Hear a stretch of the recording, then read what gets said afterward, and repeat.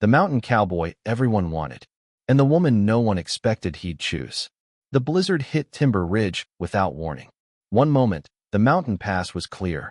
The next, white fury swallowed everything. Trees, cabins, even the sound of your own breath. Maya Carson stood at the window of her small workshop, watching the storm devour the world outside, and felt something cold settle in her chest that had nothing to do with the weather. She was the only one who knew what this meant. Welcome to Heartfire Obsession. Don't forget to like and subscribe for more stories that'll grip your heart and never let go. 3 miles up that mountain, at the old Fletcher Ranch, were 12 cowboys who'd driven cattle up for winter grazing. Good men, strong men, the kind the whole valley talked about with admiration and a little envy. And every single one of them was about to die if someone didn't act in the next 2 hours. Maya knew because she'd grown up on this mountain. Because her father had been a ranger who'd taught her to read weather patterns the way other girls read romance novels. Because she'd seen this exact storm formation twice before, and both times it had buried entire camps under 20 feet of snow and ice. She also knew that no one in Timber Ridge would listen to her. Not plain Maya Carson, the quiet seamstress who lived alone and rarely spoke above a whisper. Not the woman the valley had overlooked for so long, she'd become practically invisible. The town would wait for Sheriff Hawkins to make the call. They'd wait for the mayor. They'd wait for anyone with authority or respect or a voice that carried weight. They'd wait until it was too late. Maya pulled on her father's old sheepskin coat. Too big, patched in 3 places, but warm as a furnace. She grabbed the emergency pack she always kept ready, threw in extra rope and flares, and stepped out into the screaming wind. The cold hit like a fist. She bent her head and pushed forward, each step a battle against nature itself. The workshop disappeared behind her within seconds. The town vanished. There was only white chaos and the certain knowledge that she had maybe 90 minutes to reach that ranch and get those men to shelter before the real fury hit. What Maya didn't know was that one of those cowboys was Cade Brennan. The Cade Brennan, 6'3" of lean muscle and quiet intensity. Dark hair, storm gray eyes, and a reputation that stretched across 3 counties.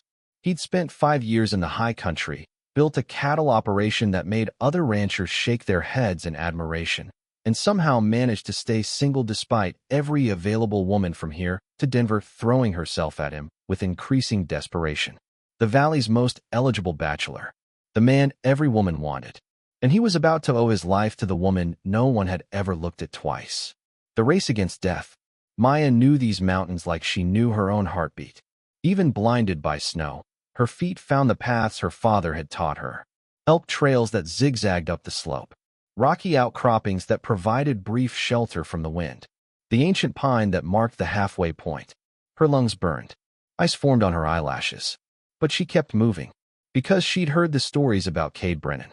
Not the romantic nonsense the town girls whispered. She had no patience for that. But the real stories. How he'd carried an injured horse down a mountain on his shoulders. How he'd given his entire winter salary to a widow whose husband died in a logging accident. How he treated every person with the same quiet respect, regardless of whether they were the mayor or the stable hand. A good man deserved a chance to stay alive. The ranch appeared through the white curtain like a ghost. Maya nearly sobbed with relief. She'd made it. But the hardest part was still ahead. She pounded on the bunkhouse door. It swung open to reveal a wall of muscle and suspicion. The cowboy, young, broad-shouldered, handsome in that effortless way some men were, looked at her like she was a hallucination. Who the hell? No time, Maya gasped, pushing past him into the warmth. You need to evacuate. Now. All of you. The bunkhouse went silent. 12 pairs of eyes turned to stare at this small, snow-covered woman who'd appeared out of nowhere, making impossible demands. Then a voice from the back cut through the confusion. Deep. Calm. Carrying the kind of authority that didn't need volume. Let her speak. Cade Brennan stepped forward, and Maya's breath caught for reasons that had nothing to do with the climb. He wasn't handsome like the other cowboys. His features were too sharp, too weathered by sun and wind. But there was something in the way he moved, controlled, aware, dangerous in the way a mountain lion was dangerous, that made her pulse kick. You're Maya Carson, he said. Not a question. The seamstress. I'm Jonas Carson's daughter, she corrected, surprised he knew her name at all. And in about 45 minutes, this entire section of mountain is going to be buried under an avalanche that'll make the winter of '09 look like a dusting. Silence. Then one of the cowboys laughed. Ma'am, with all respect, you just walked 3 miles in a blizzard to tell us to run from snow? We're mountain men. We know how to handle. You don't. Maya's voice, usually so soft, cut like a blade. None of you have seen what's coming. But I have. Twice. And both times, good men died because they thought they knew better. She turned to Cade, because somehow she knew he was the only one who might listen. The wind pattern is wrong. The temperature dropped 12 degrees in 30 minutes. The snow has that crystalline quality that makes it unstable. And if you listen, really listen, you can hear the mountain groaning. Cade tilted his head, and Maya watched something shift in his expression. He heard it. The deep, almost subsonic rumble that most people mistook for wind. The sound of millions of tons of snow deciding which way to fall. How long, he asked. Maybe an hour. Maybe less. Where's the nearest safe ground? Miller's Cave. 2 miles northwest. It's a hard climb, but then we go? Now. Cade turned to his men. Grab emergency gear only. We move in 3 minutes. Cade, come on, one of the cowboys started. 3 minutes, Cade repeated. His tone left no room for argument. Or stay and prove her wrong with your corpse. The bunkhouse erupted into controlled chaos. The descent into darkness. They made it to Miller's Cave with 8 minutes to spare. Maya knew because she was counting. Because she'd learned the hard way that mountains kept perfect time when it came to killing people. The cave was massive, a limestone cathedral that had sheltered everything from bears to bootleggers over the years. Cold but dry. Safe. The avalanche hit like the end of the world. Even from inside the cave, they felt the mountain shake. Heard the roar that sounded like God clearing his throat. Watched through the cave mouth as a white wall obliterated everything. Trees, rocks, the bunkhouse they'd abandoned. Everything. One of the younger cowboys started crying. Another one vomited. All of them understood how close they'd come. All of them understood who'd saved them. Maya sat apart from the group, back against the cold stone, trying to stop shaking. Adrenaline crash, her father used to call it. The price you paid for outrunning death. Footsteps approached. She looked up to find Cade Brennan crouching in front of her, his storm-gray eyes steady and unreadable. You saved 12 lives today, he said quietly. I saved 12 fools who should have listened to weather patterns instead of their pride, Maya corrected, too exhausted for politeness. The corner of his mouth twitched. Almost a smile. Fair point. He shrugged off his coat and draped it over her shoulders. It was warm with his body heat and smelled like leather and pine smoke. How did you know, he asked. My father taught me. Before the cancer took him. Jonas Carson. Cade nodded slowly. Best ranger these mountains ever saw? I met him once, when I first came to the valley. He told me that the mountain would teach me everything I needed to know, if I was smart enough to listen. And are you? Maya asked, meeting his eyes directly for the first time. I listened to you, didn't I? They sat in silence while the storm raged outside, and the other cowboys huddled around a small fire someone had managed to coax to life. And Maya felt something shift in the air between them. Something neither of them had names for yet. The town's going to talk, Cade said eventually. They always do. About how you walked into a blizzard to save a bunch of cowboys you didn't know. About how you risked your life for strangers. Maya shrugged. They'll talk for 3 days. Then they'll forget. That's what people do with women like me. Women like you. Invisible women. Forgettable women. Cade was quiet for a long moment. When he spoke, his voice carried a weight that made her look up. Maya Carson, I've been in this valley for 5 years. I've met every woman within 50 miles. Society girls, ranch daughters, school teachers and shopkeepers and everything in between. And not one of them, not a single one, had the courage or the skill to do what you just did. He leaned forward, and Maya's breath caught. So whatever you are, it sure as hell isn't forgettable. The cave suddenly felt very small. And outside, the storm showed no signs of stopping. What happens when the storm finally breaks? Will Maya's quiet heroism change how Timber Ridge sees her? And what happens when the valley's most wanted man starts looking at the woman everyone else overlooked? The blizzard held them prisoner for 2 days.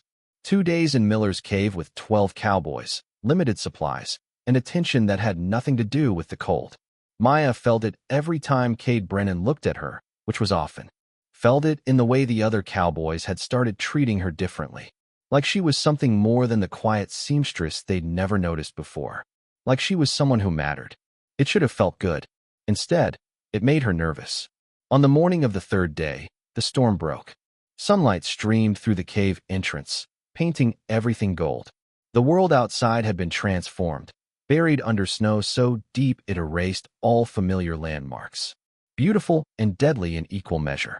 "We need to get back to town," Cade said, standing at the cave mouth surveying the destruction. "People will be worried." Maya almost laughed. The only person who might worry about her was Mrs. Chun at the general store, and only because Maya owed her money for fabric. But she kept her mouth shut and started gathering her gear. What she didn't expect was Cade's hand on her arm. "You'll stay with me," he said. "Not a question. The path down is treacherous. I'm not letting you navigate it alone. I made it up alone just fine. That was before I knew what you were capable of." His gray eyes held hers. "Humor me." So she did, and tried to ignore how her heart kicked every time his hand steadied her on the icy descent. Tried not to notice how he positioned himself downslope, ready to catch her if she fell. Tried to convince herself that this attention was just gratitude, nothing more. They reached Timber Ridge by noon, and walked straight into a nightmare. The town's verdict. The valley had already decided Maya was guilty. She saw it in the faces that turned toward them as they walked down Main Street, in the way conversations stopped, in the cold assessment in women's eyes, and the uncomfortable shuffling of men who wouldn't meet her gaze. "There she is," someone muttered. "The one who lured them up the mountain." Maya's steps faltered. Lured them? Sheriff Hawkins stepped out of his office, his expression grave. Behind him stood a cluster of the town's most prominent citizens: Mayor Thornton, Reverend Matthews, and a woman Maya recognized with a sinking feeling, Catherine Pierce. Catherine Pierce, 23, beautiful in that delicate, porcelain way that made men stupid. Daughter of the valley's wealthiest landowner. And, according to every bit of gossip Maya had ever accidentally overheard, completely obsessed with becoming Mrs. Cade Brennan. "Mr. Brennan," Sheriff Hawkins said formally. "Glad to see you and your men safe. We were concerned." "You should be thanking Miss Carson," Cade said, his voice carrying across the street. "She's the only reason we're alive." "Is that so?" Catherine's voice was honey-sweet.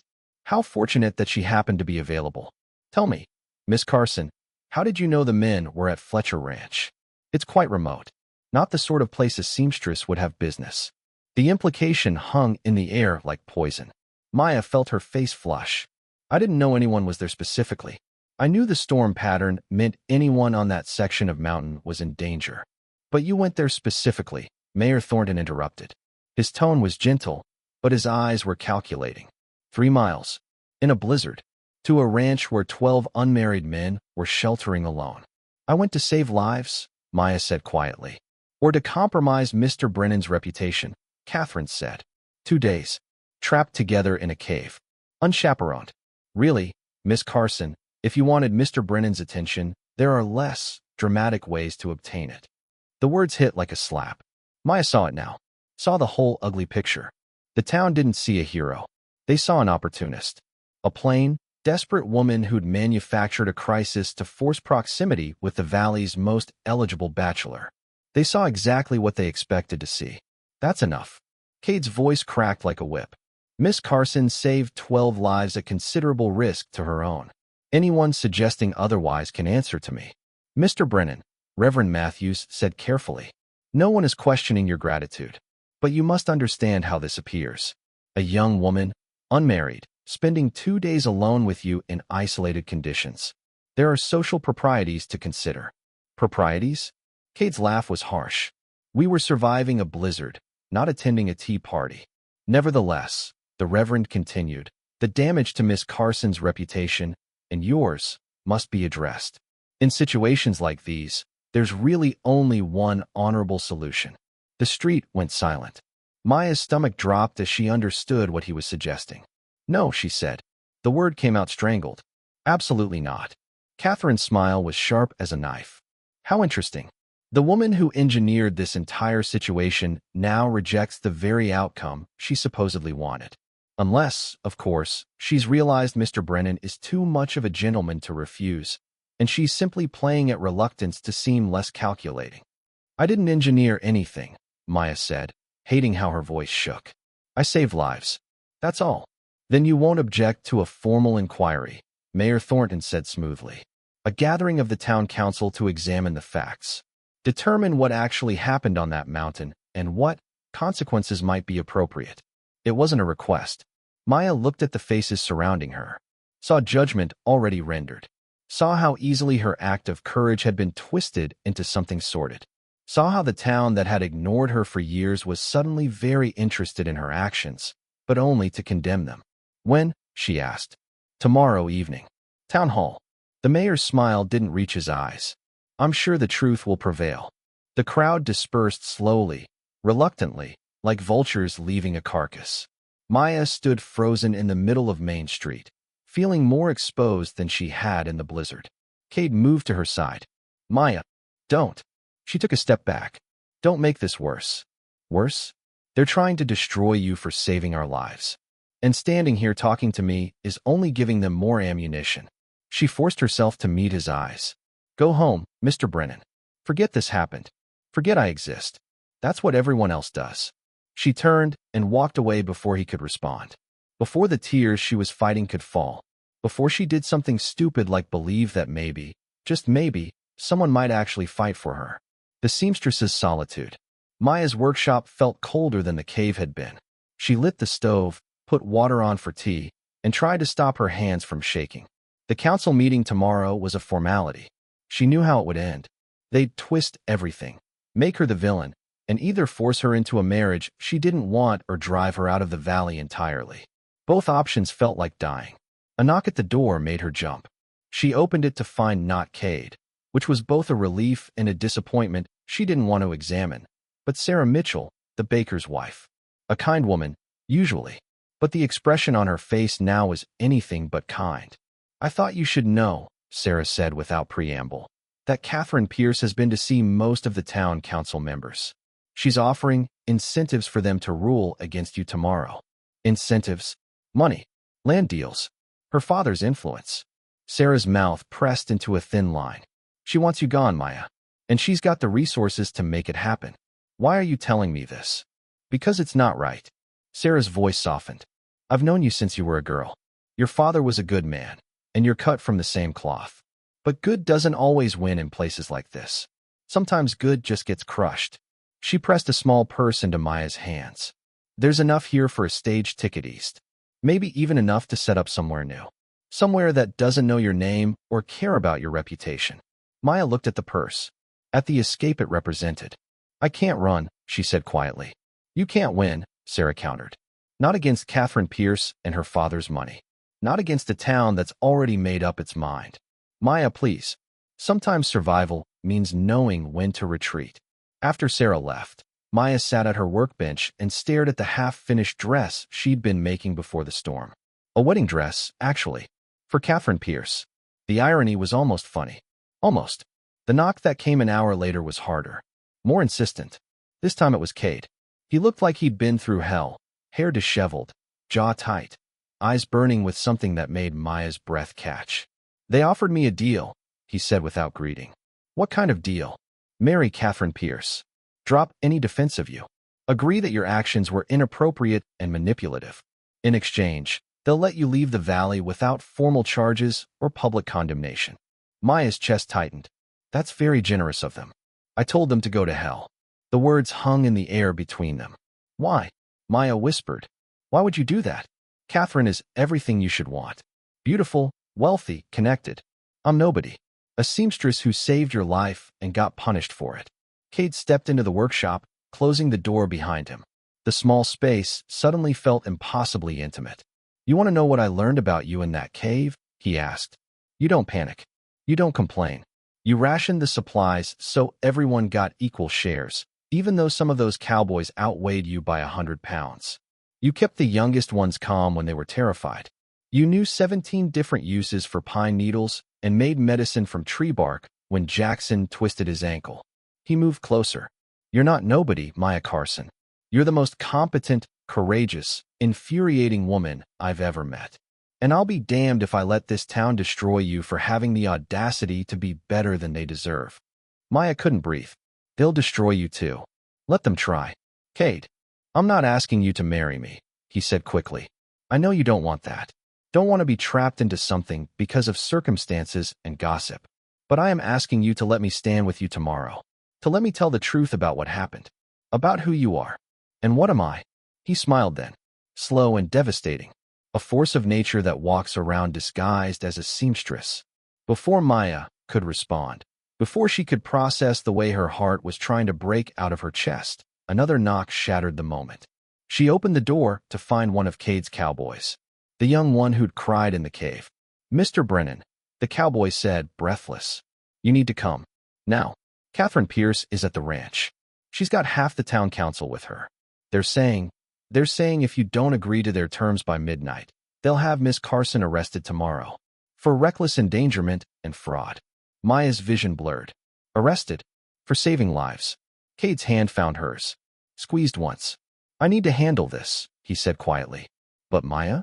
This isn't over. Not by a long shot. He left. And Maya stood in her empty workshop, holding a purse full of escape money, and tried to figure out if courage meant staying to fight or knowing when you were beaten. Outside, the valley settled into darkness. And somewhere in that darkness, Catherine Pierce was tightening her noose. Will Maya run or fight? Can Cade stop Catherine's machinations before midnight? And what happens when the town council? Cade Brennan walked into his ranch house to find Catherine Pierce sitting in his favorite chair like she owned it. She'd arranged herself carefully, dress perfectly draped, hair artfully disheveled, as if she'd been waiting in distress. Behind her stood her father, Edmund Pierce, the valley's wealthiest landowner, and two town council members who had the grace to look uncomfortable. Cade. Catherine breathed, rising with practiced grace.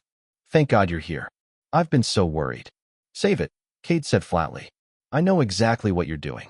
Edmund Pierce stepped forward, his expression all business.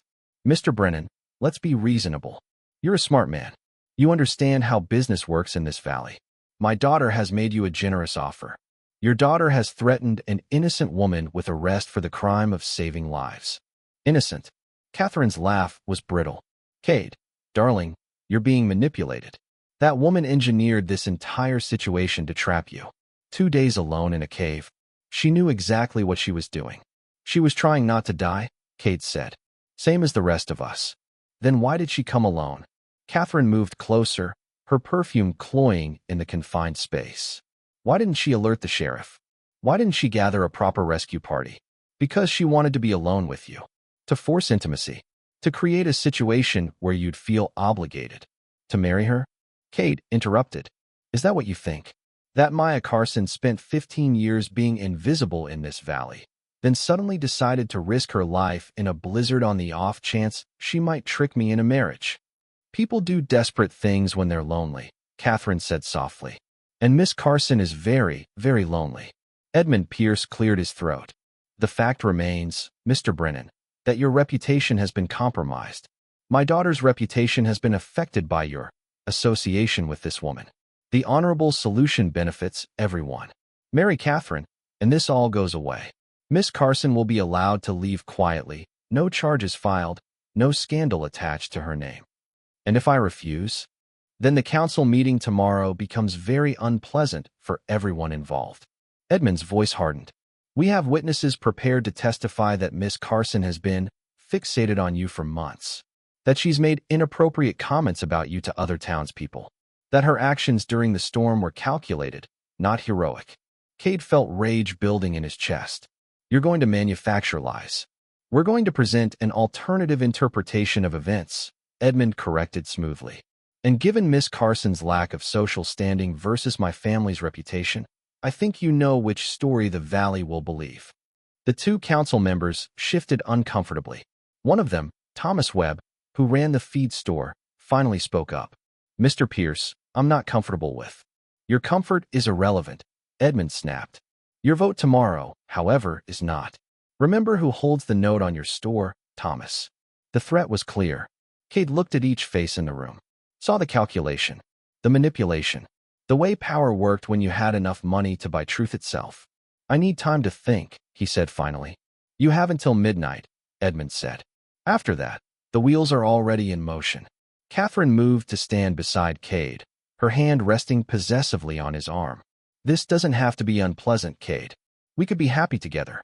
I'd be a good wife, an asset to your operation, and you'd be free of this awkward situation with the seamstress.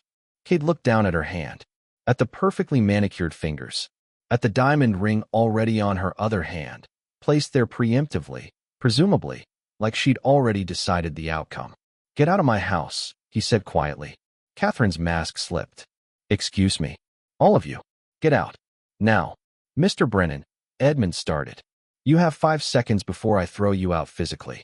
Cade's voice was deadly calm. And Edmund, that note you're holding over Thomas's head, I'll buy it from you tomorrow. Double what he owes.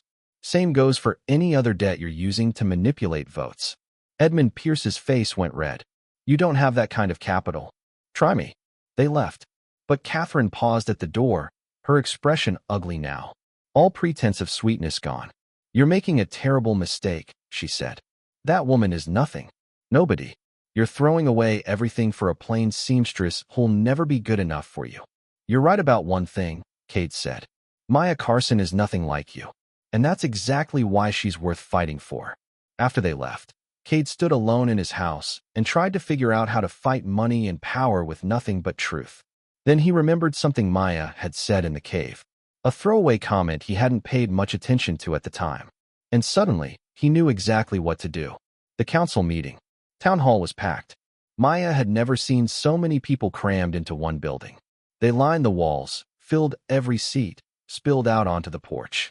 All of them here to watch her judgment. She sat in the front row, back straight, hands folded, wearing her best dress, which was still plain by Catherine Pierce's standards, but clean and carefully mended.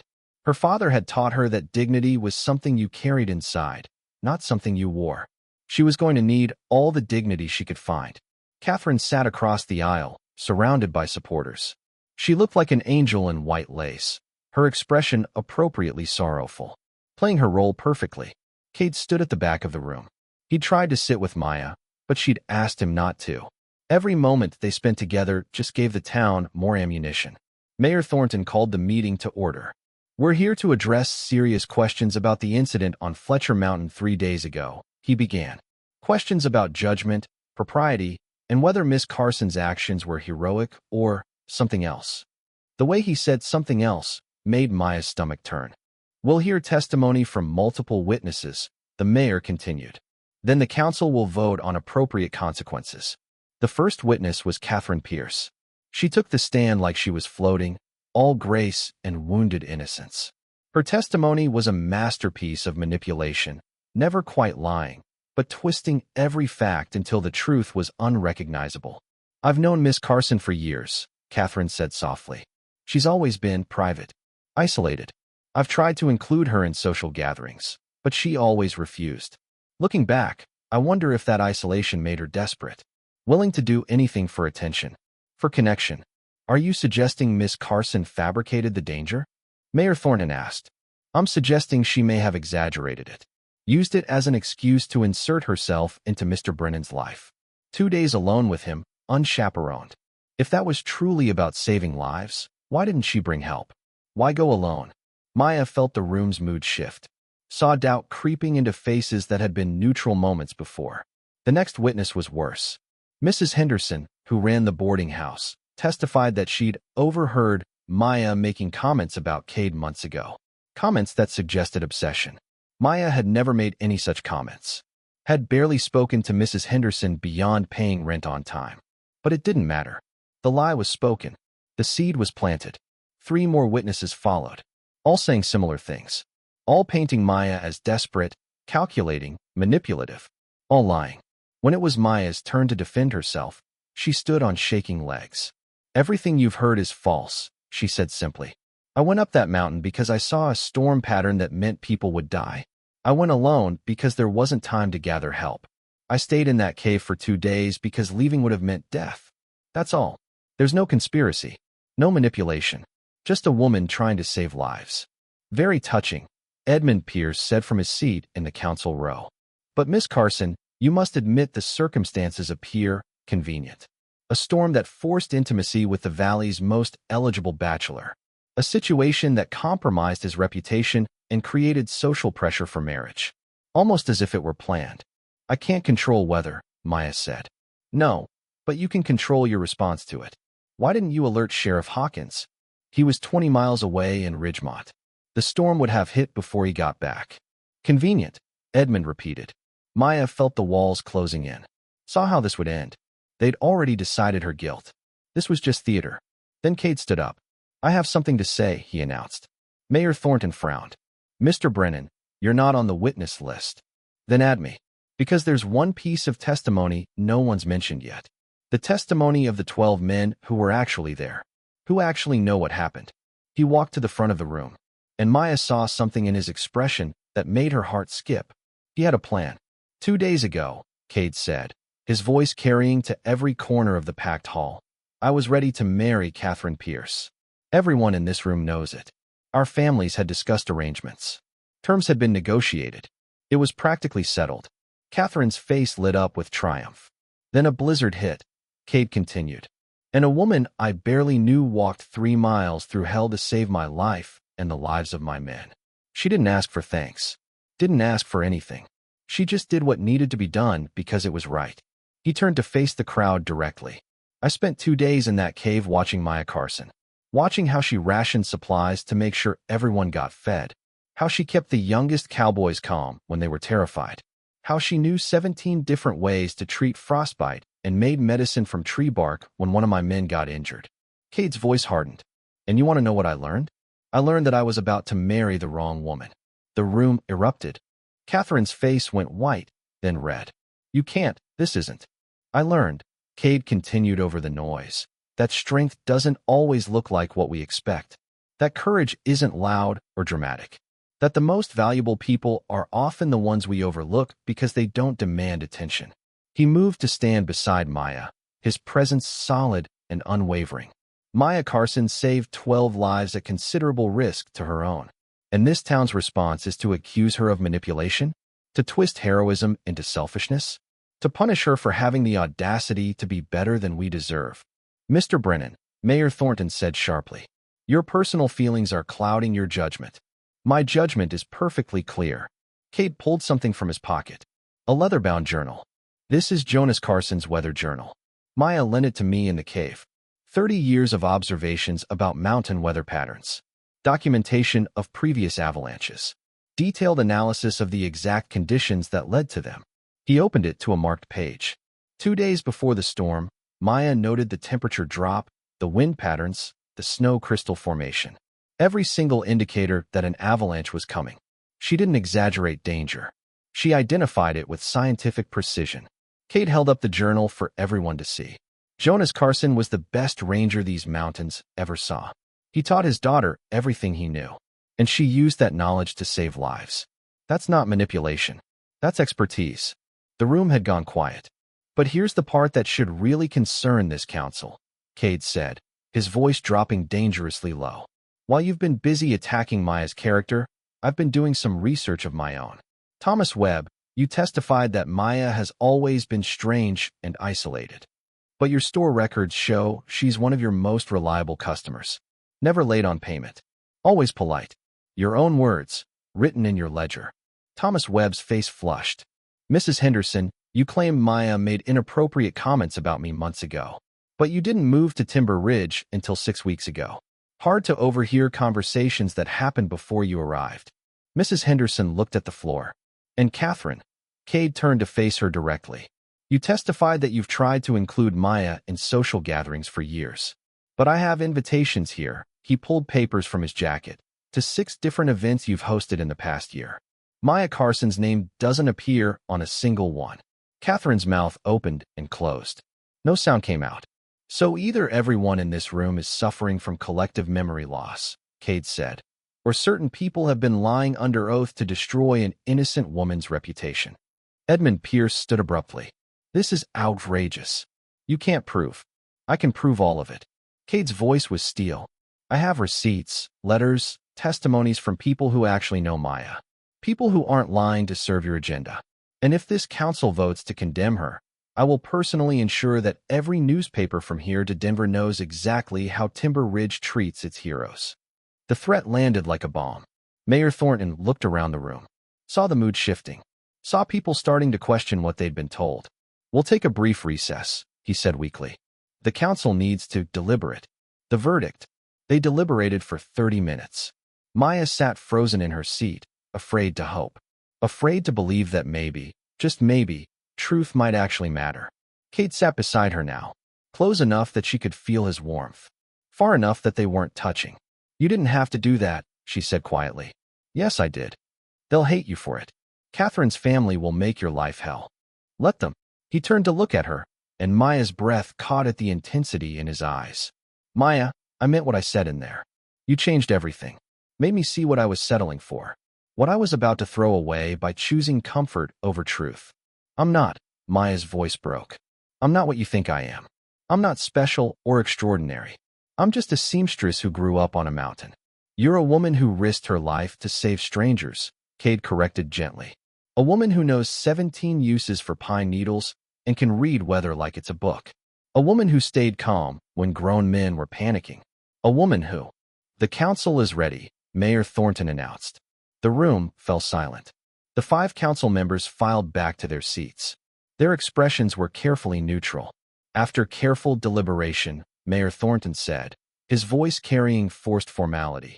The council has determined that Miss Maya Carson's actions during the blizzard were appropriate given the circumstances. No charges will be filed. No sanctions imposed. Relief crashed over Maya like a wave. However, the mayor continued, and her stomach dropped again. The question of reputation remains. Miss Carson and Mr. Brennan spent 2 days unchaperoned in isolated conditions. Propriety demands. Propriety demands nothing, Reverend Matthews interrupted, standing from his seat in the crowd. I've been silent too long in this meeting, but I won't be silent anymore. What propriety demands is that we honor courage, not punish it. That we celebrate heroism, not twist it into something ugly. He walked to the front of the room, his expression stern. I've known Maya Carson since she was a child. I knew her father, and I know without question that she acted from pure motives. The fact that this town has spent the last 2 days trying to destroy her for saving lives is a stain on all of us. Not on her. But Reverend, Catherine started. Miss Pierce, I've also known you since childhood, and I've watched you grow into a woman who uses money and manipulation to get what she wants. Your father's wealth doesn't make you righteous. It just makes your sins more expensive. The Reverend's words fell like hammers. This council will clear Maya Carson's name completely, publicly, in writing, and anyone who continues to spread lies about her will answer to me. Is that clear? Mayor Thornton looked like he wanted to argue, but he saw the room's mood, saw how the tide had turned completely. The council finds Miss Carson's reputation untarnished, he said finally. This matter is closed. The room erupted in applause. Not everyone joined in. Catherine and her supporters sat frozen, their faces masks of fury. But enough people clapped that Maya felt something break open in her chest. Vindication, relief, and something else she couldn't quite name. The choice. Maya stepped out of town hall into the cool evening air and tried to remember how to breathe. It was over. She'd won, or at least survived. Behind her, people were filing out, their conversations a mix of excitement and gossip. Already rewriting history. Already deciding they'd known all along that Maya was innocent. Maya. She turned to find Cade standing in the doorway, backlit by the hall's warm light. I need to tell you something, he said. You've already said plenty. Probably too much. Catherine's family will. I don't care about Catherine's family. He moved closer. I care about you. Maya's heart stuttered. Cade, you barely know me. I know enough. I know you're brave and smart and capable. I know you don't need rescuing. I know you could walk away from this valley tomorrow and build a good life somewhere else. Then why are you here? Because I'm asking you not to. The vulnerability in his voice nearly broke her. Stay, Maya. Give me a chance to know you better. To prove that not everyone in this town is blind to what you're worth. I'm not. Maya struggled for words. This isn't a fairy tale, Cade. I'm not going to transform into someone beautiful and sophisticated. I'm always going to be the plain seamstress who's better with leather than people. Good, he said simply. Because I don't want someone beautiful and sophisticated. I want someone real. Someone who looks at a storm and sees patterns instead of chaos. Someone who walks into danger because it's right, not because it's rewarded. He took her hand. I'm not asking you to marry me. Not yet. I'm just asking for a chance. To take you to dinner. To sit in your workshop and watch you work. To teach you about cattle ranching while you teach me about weather patterns. To see if what started in that cave might grow into something real. Maya looked at their joined hands. At the calluses on his palms that matched the ones on hers. At the way their fingers fit together like they'd been designed for it. The town will talk, she said. Let them. Catherine will make trouble. She already has. We survived it. I don't know how to do this. Court someone. Be someone people notice. Kate smiled. Then we'll figure it out together. And there, on the steps of Timber Ridge Town Hall, with half the valley watching and the other half gossiping, Maya Carson made a choice. She squeezed his hand back. Okay, she whispered. Okay. 6 months later. The wedding was small. Just close friends, a few cowboys, and Reverend Matthews officiating. Maya wore a dress she'd made herself. Simple, elegant, practical. The kind of dress you could work in if you needed to. The kind of dress that was exactly, perfectly her. Cade stood at the altar watching her walk down the aisle of the small church, and couldn't remember why he'd ever thought Catherine Pierce's dramatic beauty was what he wanted. Maya was real. Solid. The kind of beautiful that came from character instead of appearance. The kind of beautiful that would last. You're sure about this? She'd asked him that morning. Last chance to run. I've never been more sure of anything. Now, as Reverend Matthews pronounced them married, as Cade kissed his wife for the first time, he heard the whispers from the congregation. Never thought he'd choose her. The seamstress and the cowboy. Who'd have guessed? She must have something special we don't see. Cade pulled back from the kiss and smiled at Maya. They're wrong, you know. About what? They can see it. They just didn't want to look. Outside, spring was transforming the valley. Snow melting.